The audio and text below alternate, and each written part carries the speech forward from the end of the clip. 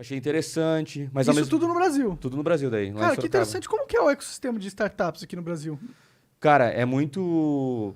Tem muitas pessoas com boas ideias, e aí a gente tem algumas dificuldades, que são pessoas formadas na área de tecnologia, engenharia, para programar ou para fazer coisas Não tem essa mão de obra? não o suficiente, né? Ó, dica aí pra faculdade, né? Com certeza. Com, cer Você acha que fazer programação hoje em dia ainda é... com certeza, com certeza.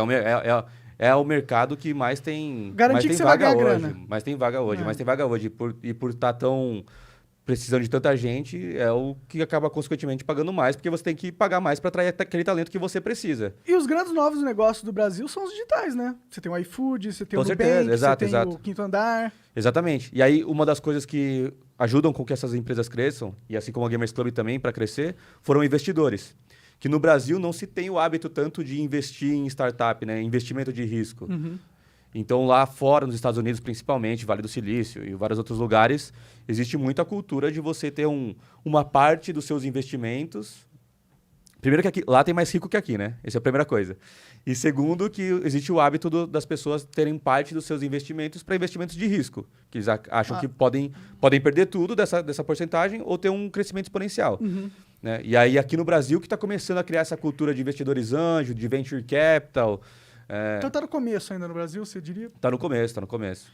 Aliás, agora já tá mais robusto, né? Ó. Mas, por exemplo, essas grandes startups, elas estão conseguindo um investimento muito de empresa de fora.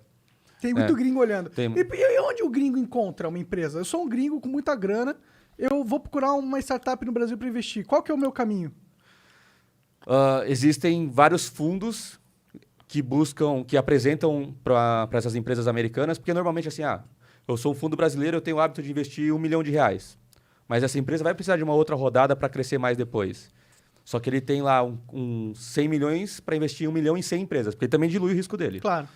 Então existem fundos que têm contatos com fundos maiores para mostrar, para atrair, porque para ele é bom que a empresa continue crescendo, porque ele vai ganhar Entendi, depois. claro. Então, Ele pega um projeto que deu certo aqui, que ele montou e fala, ó, eu tenho esse projeto dando certo, quero mais injeção de dinheiro nele. isso. Na verdade, esses fundos eles nem consideram como projeto deles, assim, né? Eles consideram como projeto investido. Entendi. Porque, de fato... Eles não têm controle sobre o não tem projeto. controle.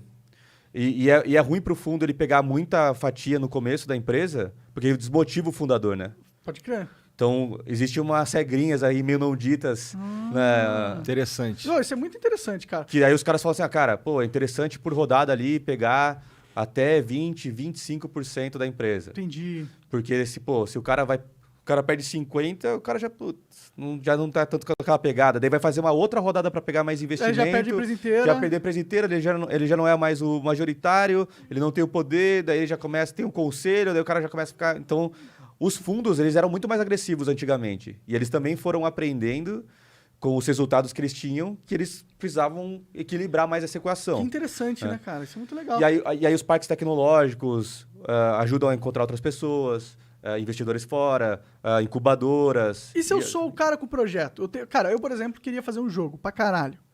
Sim, se eu- com 10 milhões de reais. Ah, Já ouvi essa caralho! história? Se eu Conheço, quisesse, cara. se eu quisesse pegar essa ideia e encontrar uns venture capitalists, qual que é o meu processo? Como que eu faço isso? Cara, aí depende muito, assim, porque no caso da Gamers Club, por exemplo, a gente optou por apresentar para investidores, isso foi em 2017. Inclusive, cara, eu vou falar assim porque acho, se eu puder falar aqui quem investiu. Cara, você pode o que você Quer quiser dizer, aí, tá bom. presida. Então, maravilha. Não, pra galera que procura investidores, a gente gostou bastante de um grupo que investiu na gente, que é chamado Canary, de canarinho, canary.vc, de Venture Capital, que são de empreendedores brasileiros, que era Print, eles têm a Loft hoje, tem o pessoal do Peixe Urbano, que conseguiram ter um cash out, que a gente chama, uma saída, receber dinheiro pela venda da empresa deles, e montaram um fundo para investir em empresas brasileiras, por isso chama Canary. Que da hora, mano. Então, eles passaram por todo esse processo como empreendedor e durante toda a nossa relação, porque agora a gente não tem mais uma relação tão próxima, porque a gente vendeu a Gamers Club, né? A gente fez uma fusão com a Immortals. Posso contar melhor depois. Queremos saber de tudo. Mas eles foram muito legais nesse processo, assim. Foram bem honestos. Então, eu aconselho bastante a galera aí. Então, Esse é o um cara dos que tem fundos uma que eu ideia, apresento. ele tem que ir atrás desses fundos, desses Eu- VCs aí. Exatamente. O que a gente fez? Estou explicando um pouco melhor sobre isso. Então, assim, existem pessoas que buscam investidores anjo. Investidores anjo Normalmente, aí no Brasil, a gente está falando de ticket de investimento de R$50 mil até R$200 mil. E aí a porcentagem que você